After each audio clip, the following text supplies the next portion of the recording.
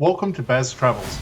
After driving 14,826 kilometers through 24 states and Washington, D.C., I've seen rocket launches to the Grand Canyon and Hoover Dam. I've explored Route 66, ghost towns, deserts, snow, and beaches on both coasts. From Vegas casinos to Alcatraz, the White House to Hollywood.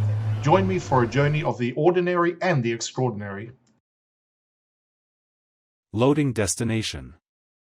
Simulation starting in 3, 2, 1.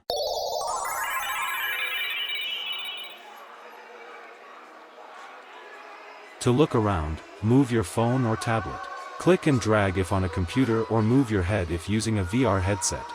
Please like and subscribe. Walking through Denver, one thing becomes clear very quickly. This state operates on sharp contrasts. Colorado contains some of the highest value real estate and most exclusive resort towns in the United States. Yet parts of its major cities struggle with visible disorder, elevated crime, and social pressure. Denver sits at the center of that contradiction. As a capital city, the economic hub, it attracts investment, jobs, and migration. At the same time, it concentrates problems that wealthier areas are able to push elsewhere. High crime rates in certain districts coexist with rapidly rising property values just a few miles away. This pattern isn't unique to Denver. Salt Lake City shows a similar divide.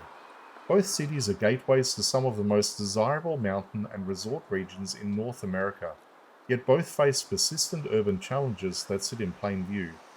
The reason is structural. Cities absorb pressure.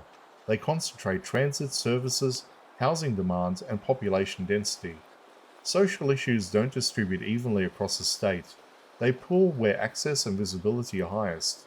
Wealth, meanwhile, has options. It moves uphill, outward, and behind managed boundaries. In Colorado, that separation is extreme. Drive less than an hour from Denver, and you reach areas where property values soar, infrastructure is pristine, and security is largely invisible because it's built into the environment. Ski towns and resort communities operate on controlled access, seasonal population, and high costs of entry. Pressure is filtered out before it arrives. Those places don't eliminate problems, they relocate them.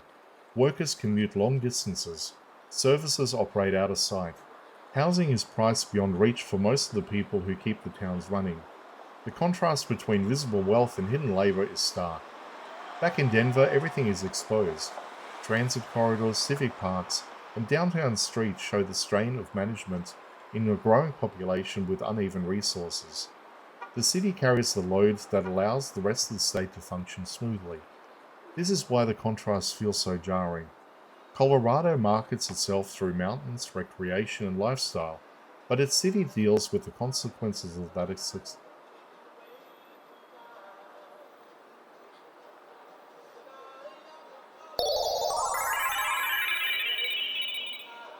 Simulation terminated.